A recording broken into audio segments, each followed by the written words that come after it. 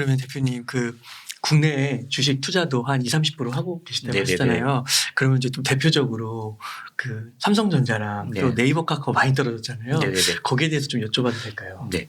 우선은 삼성전자에 관련해서는 네. 제가 지금까지 투자 시장에 그다음에 이런 그 자산 관리하는 사람으로 이제 일하는 동안 제일 많이 봤던 케이스가 네. 개인의 투자 중에 제일 안타까운 것 중에 하나가 네.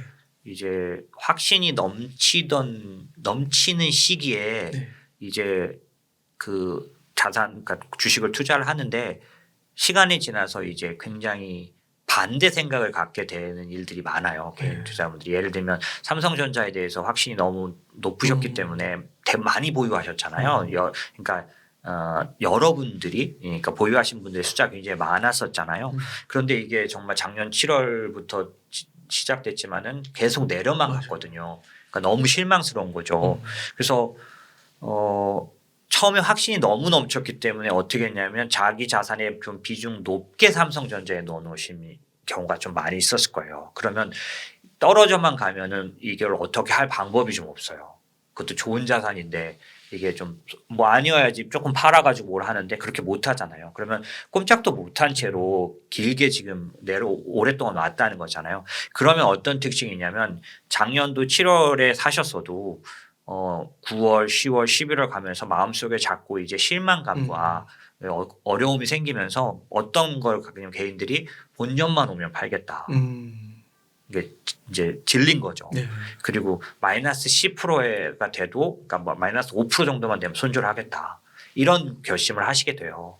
이제 이게 늘 일어나는 현상인데 이게 어떤 어려움이냐면 오랫동안 이렇게 삼성전자가 못 오르다가 올라가게 되면은 그때 특별한 상황 변화가 생긴 거라서 상당히 커브를 크게 그리면서 올라갈 수 있어요. 특별한 변화가 온 거죠. 한마디로. 한 6개월 동안 못 올랐는데 오히려 다 괜찮은데 떨어졌었잖아요. 그런데 올라가기 시작하면 그래서 커브가 이제 각이 처음에 초반에는 높거든요. 크거든요. 근데 개인들은 다 본전만 오면 판다고 생각하고 마이너스 5% 손절한다고 생각했기 때문에 대부분 다 초반에 다 팔아버리세요. 그럼 어떻게 되냐. 1년을 총 이렇게 계산해 보면은 네. 마음고생 6개월. 예. 그리고 얻은 결과는 그 마음고생의 대가는 본전이거나 마이너스 5%. 이런 일이 삼성전자만이 아니라 지금까지 많이 반복되어 왔어요. 왜냐하면 본인들의 확신이 막 들 때는 이거 내가 절대 안 팔아. 이건 얼마나 좋은 주식인데 이렇게 생각하는데 뭐 시장이 바뀌면서 6개월이 이렇게 지나면서 마음의 괴롭힘을 많이 당해요. 사실 주식시장이 굉장히 변동성이 크니까 나중에 진짜 이건 내가 왜 샀어. 그리고 이거 추천한 사람도 원망스럽고 막 그렇게 되거든요. 근데 그런 부분 때문에 제가 그냥 간단히 말씀드리면 지금 이제 앞으로 전 삼성전자가 오를 일들이 있다라고 보는데 그랬을 때 초반에 매도하지 마시라. 예. 그래서 왜냐하면 지금 장이 다 같이 반등이 나올 수 있잖아요. 네. 그러면은 삼성전자를 빨리 팔아가지고 빨리 가는 놈, 빨리 뛰는 말로 바꾸고 싶으실 수 있거든요.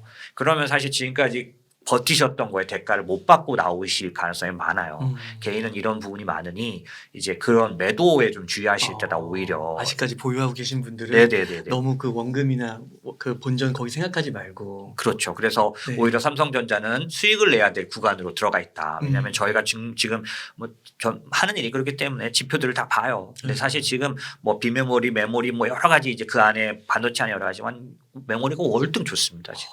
네. 그래요? 예, 여러 가지 면에서 그래요. 네. 그런데 이제 왜 이렇게 못 오르냐 그러면 그건 이제 앞에 일들이 많았잖아요. 뭐 예를 들어서 그 공급망 이슈 같은 경우에도 한국은 그냥 직격탄이고요. 그 다음에 아시잖아요. 그 LG 에너지 솔루션 같은 그 IPO 때문에 계속 이제 대형주 매도했으니까 그 다음에 사실 삼성전자가 처음 빠졌던 건 외국계에서 매도 의견 냈거든요. 메모리에 겨울이 오고 있다.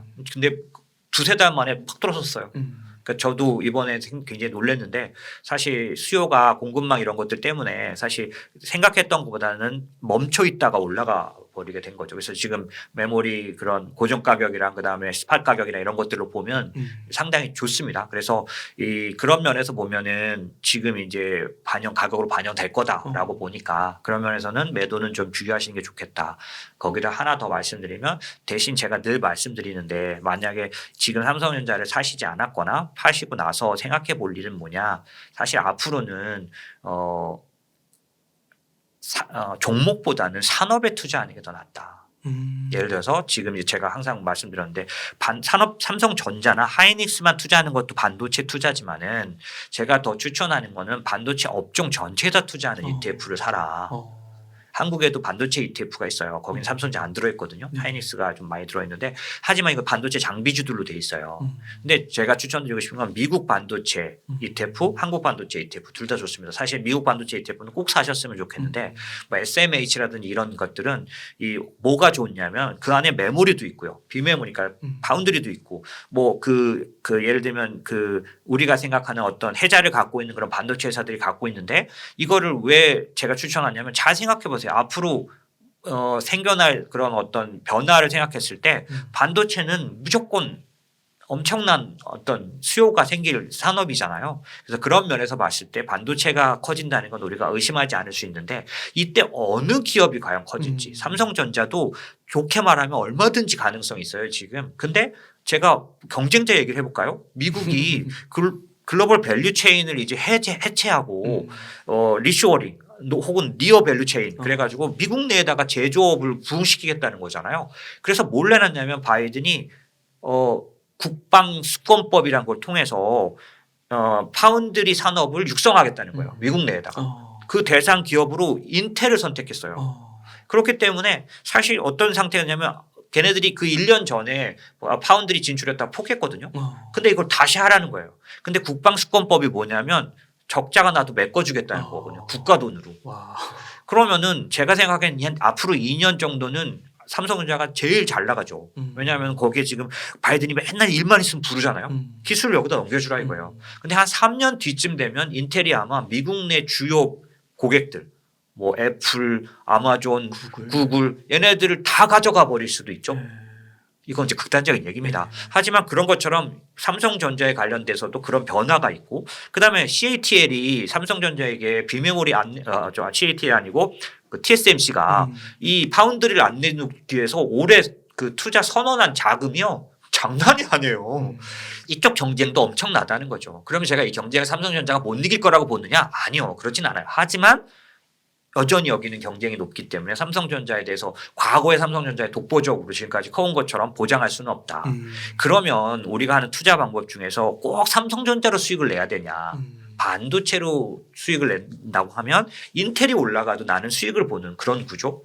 그런 거라면 반도체 전체에다 투자하는 ETF를 투자해 놓으면 앞으로 반도체 산업이 자기 혼자 진화해 갈 때 나는 계속 그걸 쫓아가는 사람이 될 수 있다는 거죠.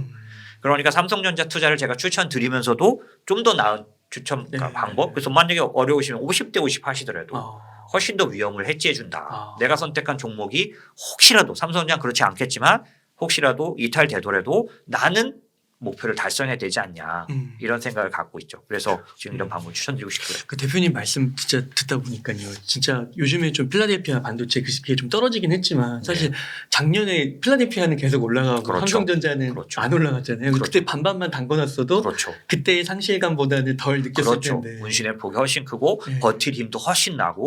예. 그러네요. 그렇게 이제 투자를 그렇게 하면 좋겠고, 근데 이제 삼성전자 하나로만 봤을 때도 그렇게 나쁘게 보지는 않아요. 지금 앞으로 오히려 이제는 열매를 거둬야 되는, 그러니까 단기적으로는 한 6, 7개월 고생하신 거에 그 충분한 수익을 받으시는 게 좋다라고 생각이 듭니다.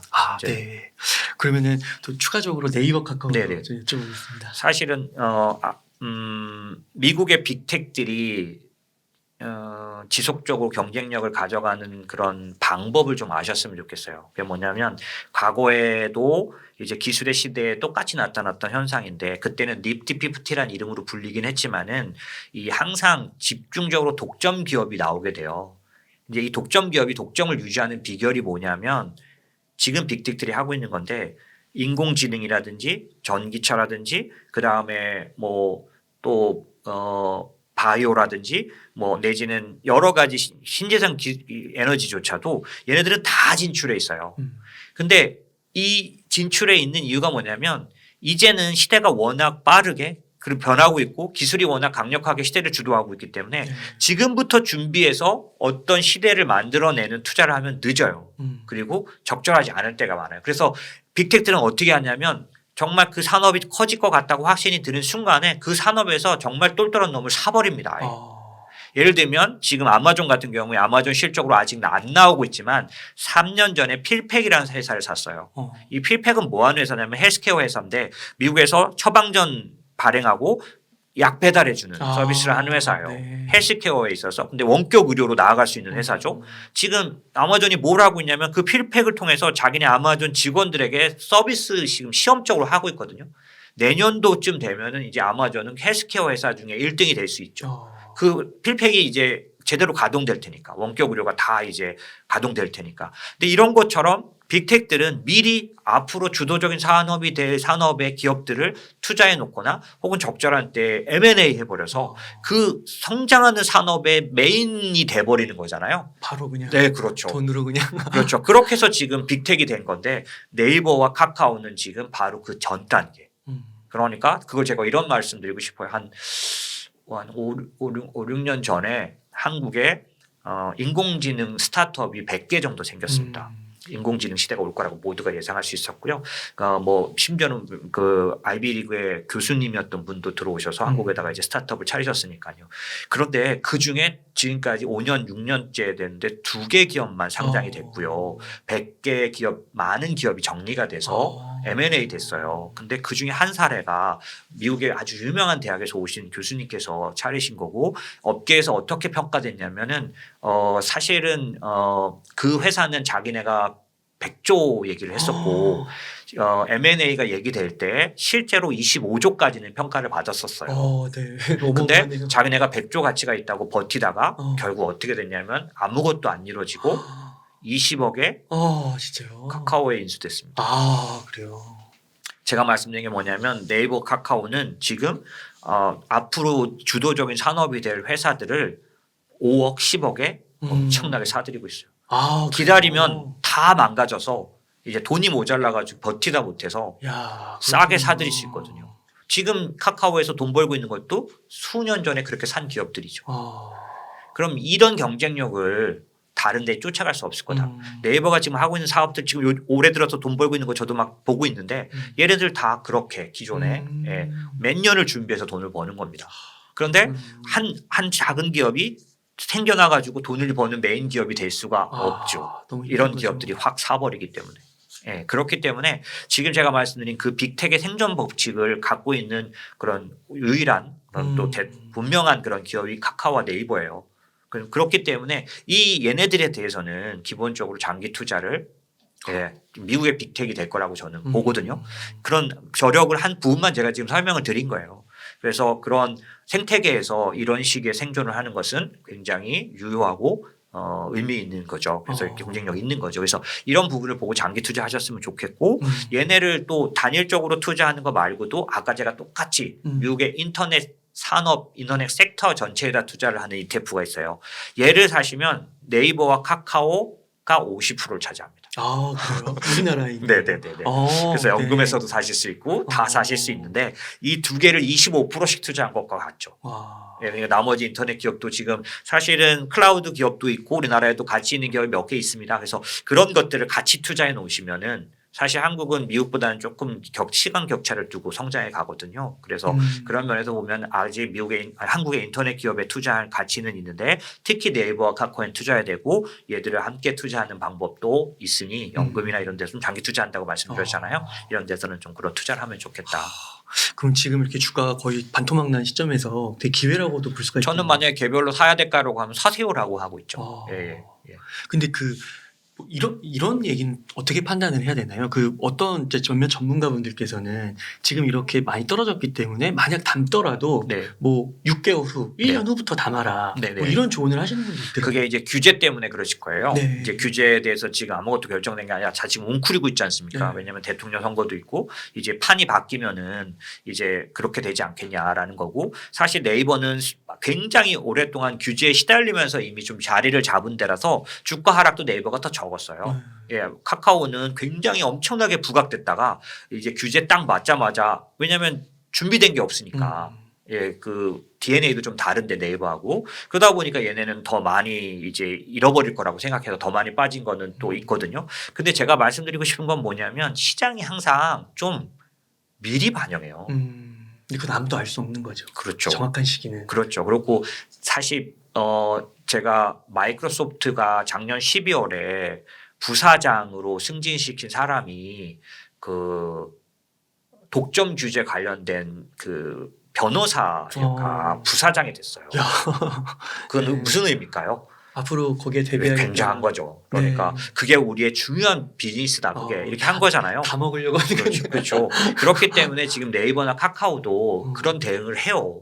그러니까 독점 규제에 대해서 계속해서 물론 우리나라의 그런 감독원이나 이런 거는 미국하고 생각도 조금 다르고 리스크는 있겠죠. 하지만 네이버는 꾸준히 준비해왔고 예, 카카오는 좀 늦긴 했지만은 얘들도 이제 그 자금력이 있잖아요. 그리고 아까 말씀드린 그런 방법 전문가를 그러니까 데려와서 아주 적극적으로 대응하는 방법을 쓰게 돼 있잖아요. 그렇기 때문에 그게 무방비 상태로 당하지는 않을 거고 사업을 펼칠 때 네이버처럼 카카오도 이제 독점을 그 준비하는 사업을 펼칠 가능성이 충분히 있기 때문에 이번에 처음 맞았을 때가 아마 제일 크게 아프게 빠졌을 거다.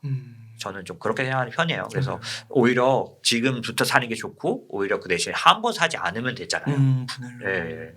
계속해서 예. 이 때를 맞추려고 하고 바닥에서 살려고 하는 건 제가 투자 시장에서 벌써 25년 이렇게 있는데 제일 실패의 비결이에요.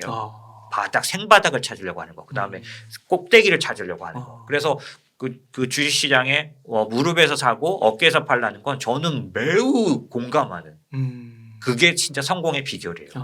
예. 그렇구나. 그래서 뭐 너무 처음부터 많이 사지 말고 분할해가지고 맞죠. 3분의 1, 4분의 1 네네. 이런 식으로 그렇죠. 그렇죠. 그렇게 해서 사면 되겠군요.